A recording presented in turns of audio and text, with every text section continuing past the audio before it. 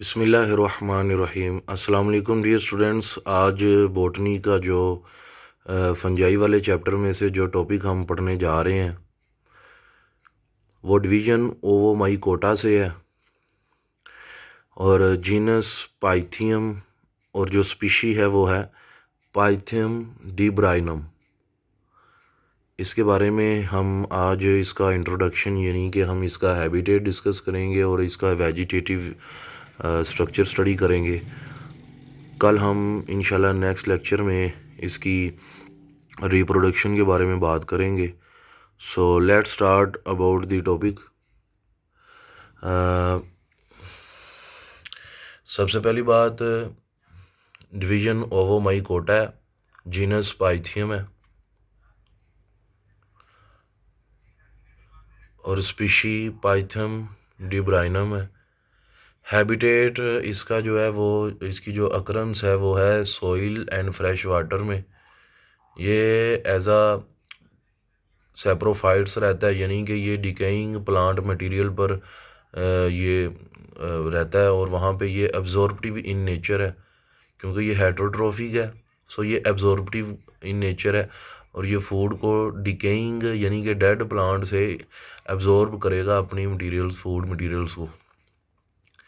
Live as parasite, ये parasite के तौर पर रहता है और इसकी जो स्पीशी है वो है पाइथियम डिब्राइनम एंड और ये एक डिजीज़ काज करती है डैम्पिंग ऑफ। ठीक हो गया। अब डैम्पिंग ऑफ क्या होता है हम आगे चल के पढ़ते हैं। अच्छा, some as live as parasite on fresh water algae, कुछ एलजी पर एज अ पैरासाइट रहते हैं। नाउ हम वेजिटेटिव स्ट्रक्चर की बात करते हैं। इसका जो वेजिटेटिव स्ट्रक्चर है इसमें जो माइसीलियम है, माइसीलियम किसे कहते हैं? Body of fungus. जो माइसीलियम है वो नैरो होता है, सिनोसिटिक होता है और अनसेप्टेट होता है और ब्रांच्ड होता है। अगर आपको याद हो तो हमने इसके बारे में डिस्कस किया हुआ है कि जो नॉन सेप्टेट होता है वो कैसा होता है। For example this is a hyphae और इस हाइफी में ये न्यूक्लियाई मौजूद है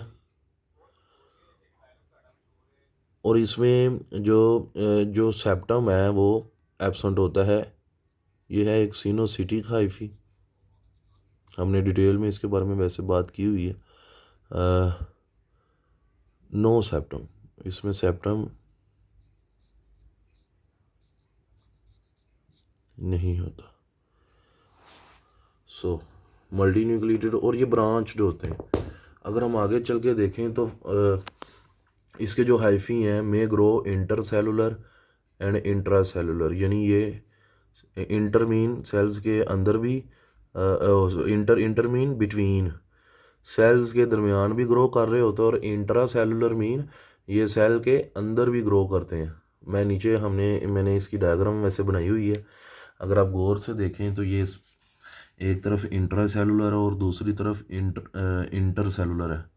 अगर इंटर सेलुलर की तरफ देखें तो इंटर सेलुलर जो है वो इसमें जो इंटर सेलुलर है इसमें ये सेल्स के दरमियान ये हाइफी ग्रो किए हुए हैं। और अगर हम बात करें इंट्रा सेलुलर की तो इसमें सेल्स के अंदर तक हाइफी ग्रो किए हुए हैं। So that is about the intercellular and intracellular. Cell wall की बात करें तो इसकी जो अच्छा इसका ना एक बहुत ही डिफरेंशिएटिव फीचर है कि इसकी सेल वॉल जो होती है वो सेलुलोज की बनी होती है। सो अब आपने इसे भूलना नहीं है, इसकी जो सेल वॉल है वो सेलुलोज से बनी होती है। आपको पता है कि जो फंजाई होते हैं उनकी सेल वॉल काइटन से बनी होती है, लेकिन इसकी सेल वॉल जो है वो सेलुलोज से बनी हुई है। अब आ जाएं ज़रा डैम्पिंग ऑफ की तरफ। जो डैम्पिंग ऑफ का कॉन्सेप्ट है उसमें अगर आप देखें तो ये मैंने आपको एक प्लांट शो किया हुआ है। इस फॉर एग्जांपल इस प्लांट पे अटैक हुआ है, ये इसके लीव्स हैं, ये मैंने लीव्स बड़ा करके दिखाया, ये लीव्स के स्ट्रोमेटा। ये जो होता है पाइथियम हाइफ, इसका जो हाइफी होता है ये पेनिट्रेट करता है इनटू स्ट्रोमेटा। बाहर से ये अंदर की जानब स्ट्रोमेटा के अंदर डीप पेनिट्रेट करता है। यहाँ से फिर स्ट्रोमेटा से ये इसकी ये इसकी एपिडर्मस है। एपिडर्मस के अंदर वाला जो रीजन है इसे हम कहते हैं कोर्टेक्स रीजन। इसके अंदर जो सेल्स पाए जाएंगे उसे हम कहते हैं कोर्टिकल सेल। तो इस रीजन को नाम देते हैं कोर्टेक्स रीजन,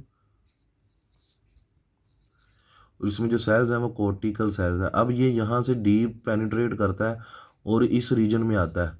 तो जब ये इस रीजन में आएगा तो फिर ये वेस्कुलर बंडल्स में भी पेनिट्रेट करेगा। तो जब ये वेस्कुलर बंडल्स में भी पेनिट्रेट करता है तो बेटे जी ये क्या करता है, क्योंकि ये एब्जॉर्बिव इन नेचर है, तो ये इसको एब्जॉर्ब करना शुरू कर देगा, इसको खाना शुरू कर देगा, जिसकी वजह से ये वाला एरिया जो हो जाएगा ये इसका वीक हो जाएगा। जब ये वीक होगा तो ये डैम्प ऑफ हो जाएगा, यानी कि गिर जाएगा। इस तरह से प्लांट की पोजीशन हो जाएगी। सो ये जो पोजीशन है ये प्लांट की, इसे हम कहते हैं डैम्प ऑफ। सो बेटा ये था इसका इंट्रोडक्शन। इंशाल्लाह हम नेक्स्ट लेक्चर में इसकी रिप्रोडक्शन के बारे में डिस्कस करेंगे। आई होप सो आपको ये समझ आ गई हो। Thank you very much. अल्लाह हाफिज़।